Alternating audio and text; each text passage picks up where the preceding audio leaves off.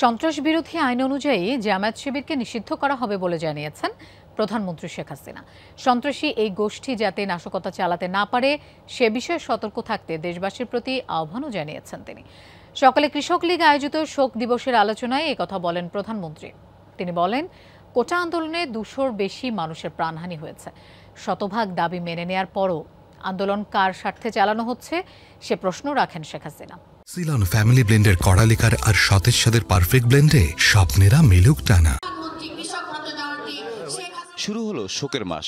আগস্টের প্রথম দিনে 15 আগস্ট নিহতদের স্মরণে কৃষিবিদ ইনস্টিটিউশনে আলোচনা সভার আয়োজন করে কৃষক লীগ। যোগ দেন প্রধানমন্ত্রী শেখ হাসিনা। বঙ্গবন্ধু কন্যার বক্তব্যে উঠে আসে পরিবার হারানোর বেদনা। দেশবিরোধী চক্রান্তের অংশ হিসেবেই 15 আগস্টের হত্যাকাণ্ড বলে উল্লেখ করেন শেখ হাসিনা।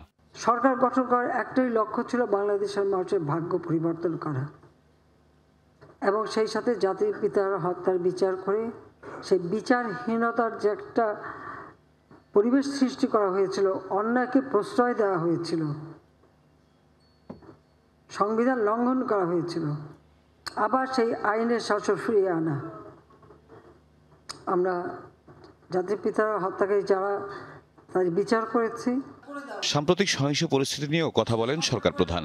আদালতের রায়ের পরও আন্দোলনের যৌক্তিকতা নিয়ে প্রশ্ন তোলেন প্রধানমন্ত্রী। প্রায় 200-র উপর মানুষ মারা গেল, স্থাপনাগুলি ভেঙেছিল, ঠিক আছে, মানুষের হয়তো সাময়িক কষ্ট হচ্ছে। আগে যেখানে এত আরামে চলতে পারতো হয়তো সেটা করতে পারছে না। সেগুলি তো এক সময় আবার সময় লাগবে, কিন্তু এক সময় সেগুলি ঘুরে তোলা যাবে। কিন্তু যে জীবনগুলি ছড়ে গেল, ছোট্ট ছোট শিশুরা গুলিবদ্ধ, এ গুলিগুলি কিভাবে লাগলো? ঠিক মানুষের সেবা দেওয়ার জন্য যে কাজগুলি, সেই জায়গাগুলিতেই কিন্তু আঘাতটা হানা হয়েছে। যেখানে দাবি শতভাগ মেনে নেওয়া হয়ে গেছে, সেখানে এই আন্দোলন চালিয়ে যাওয়ার কি যৌক্তিকতা আছে? কার স্বার্থে? কেন? আন্দোলনের নামে মানুষের উপকার হয় এমন স্থাপনা ধ্বংস করা হয়েছে বলে জানান প্রধানমন্ত্রী। প্রতিটি মৃত্যুর সুষ্ঠু তদন্তের আশ্বাসও দেন তিনি। আমি চাই প্রত্যেকটা জিনিসের তদন্ত হোক, কারা এর পিছনে কিভাবে কি ঘটনা ঘটেছে, এবং সেই জন্য আন্তর্জাতিকভাবে জাতিসংঘকে আমি আবেদন করেছি যে তারা তাদের বিশেষজ্ঞ পাঠাক।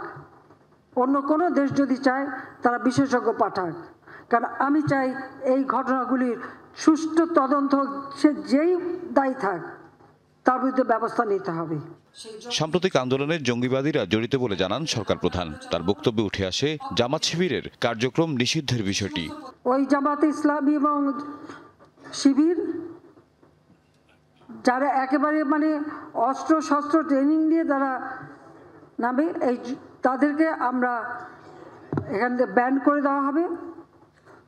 সন্ত্রাস বিরোধী যে আইন 2009, সেই আইনের 18 ধারা অনুযায়ী এদেরকে ব্যান করে দেওয়া, কারণ এদের জন্য সামাজিক এর জন্য মর্যাদা না থাকে। হ্যাঁ, এরা তো জঙ্গিবাদী হিসেবে আন্ডারগ্রাউন্ডে যে আবার ধ্বংস করার চেষ্টা করবে, কিন্তু সেখানে ওই জঙ্গি সংগঠন হিসেবে এদেরকে মোকাবেলা করা এবং মানুষকে রক্ষা করার চেষ্টা সকলকে মিলে করতে হবে।